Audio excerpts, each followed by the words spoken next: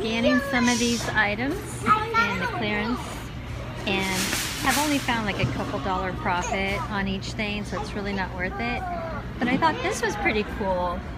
Colorful loom bands, but look at the packages. YouTube. Never seen that before. As seen on YouTube. So yeah, check that out. Pretty cool. Wasn't on or in the Amazon database, but I just had never seen that, so I thought I'd show it to you.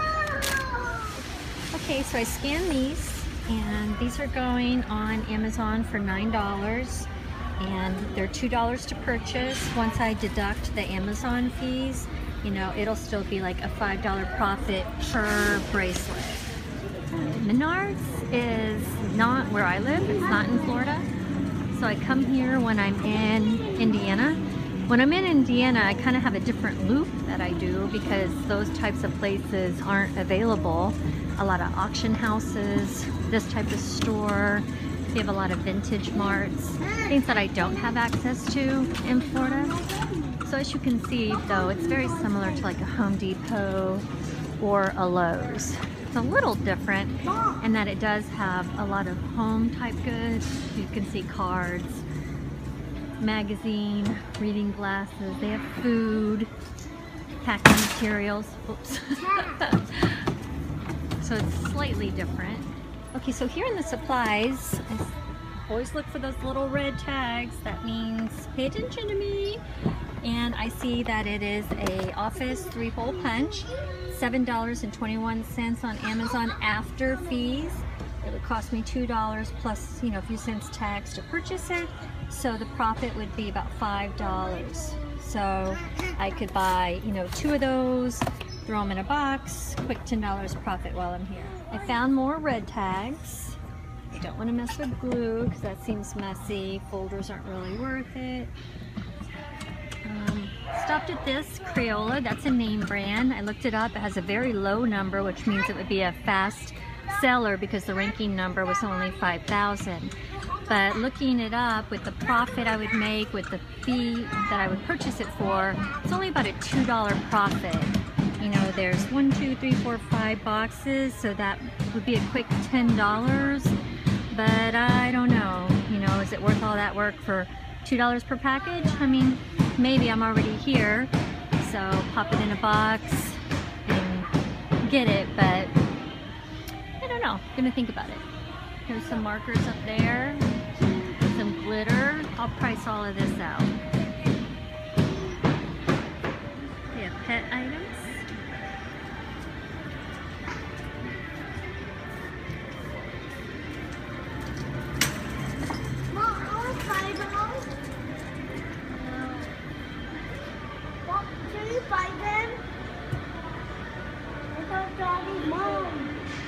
Okay, so I normally have pretty good luck with pet things, and this is $3.99 here, but on Amazon it's only like $2 and something. So, you know, we talk about that. Sometimes you have to scan a lot of things to get something that is actually profitable on Amazon.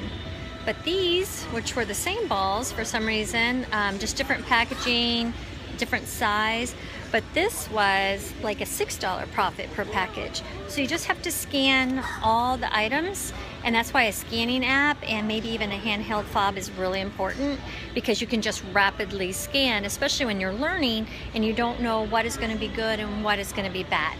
So as a tip, I would check out pet items. I've had pretty good luck with that, and make sure to bring your scanning apps. One thing about these types of stores is they have such a variety. Like here's automotive. There's a lot of automotive items. You have your home good items. You even have toys. So, you know, don't just think it's just tools. Come in and take a look. Okay, so when you're walking through a store and you're just overwhelmed by the sheer enormity of it and you have no idea what to scan or what to look for, you know, I keep saying this every video, but look for the sales, look for the clearance items, look for the red tags, you know, anything bright that might draw your attention to this item is for sale. And then when you see that item, do a quick scan. This one was only $1 profit, so I'm totally not going to buy these. I'm just going to leave them there.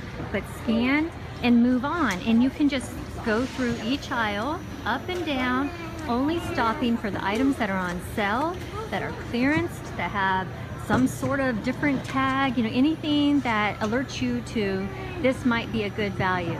If you don't see those things, just quickly move through the aisles, and that would be a really good starting place for you when you're learning how to look for inventory, how to price items, how to look for items that might be profitable on Amazon.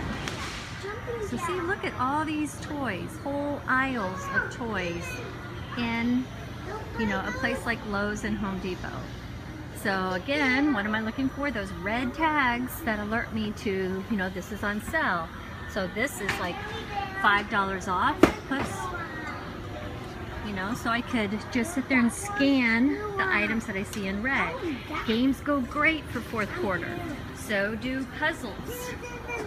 So you better bet I'm gonna sit on this floor and check it out. Okay, so we talk about these little $3 valuable things. So this puzzle set behind me is a $3 profit. And this puzzle right here, $3 profit. So I could sit in this one aisle and find a bunch of things that's, you know, $3, $4 profit. Same with this whole store. But you have to make a decision, you as a seller, how you're going to approach this. Are you going to try to compile a box, you know, nickel and diming it, you know, for $3 or $4 items? You know, on one hand, if you're here anyway and this is going to be your stop today and you can find, you know, 30 items worth $3 profit and you can go home and put together a box, well, you just made, you know, a quick $90 for probably about 2 hours worth of work. But if you can, I mean, ultimately what you would like to do is find, you know, $10 profitable items. So you spend the same amount of time, 2 hours, you know, and you make a lot more money. So that's kind of where you need to be thinking mentally, is how you're going to approach it. Personally, I'm a little bit of both. You know, I try to find some big ticket items always, but if I'm here and it has a good ranking number and it's under the $10 limit that I try to set for myself, then I will grab them. You know, as long as that ranking number is low, I think they're going to sell. You know, like toys, it's fourth quarter, puzzles, those are the types of items I'm looking for. You know, so then I might be more willing to grab those types of things, because ultimately I just want to make money.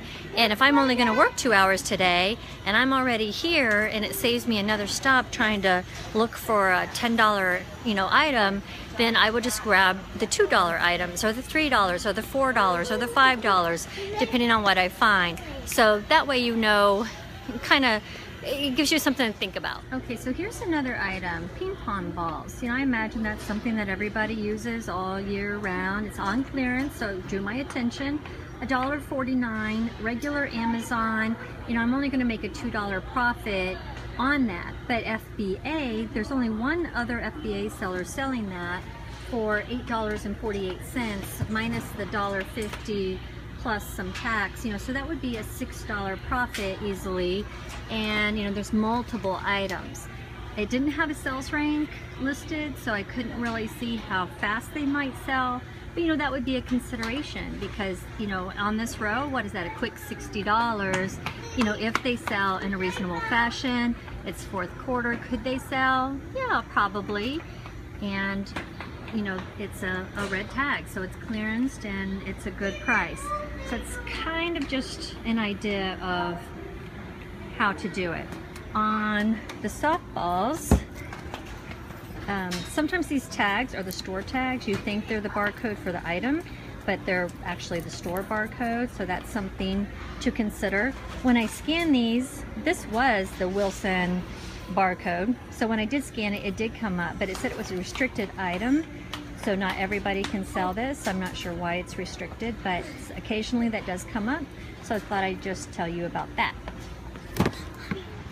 Okay, things I like about Menards. Menards has a really good variety of stuff, and they have really good prices here.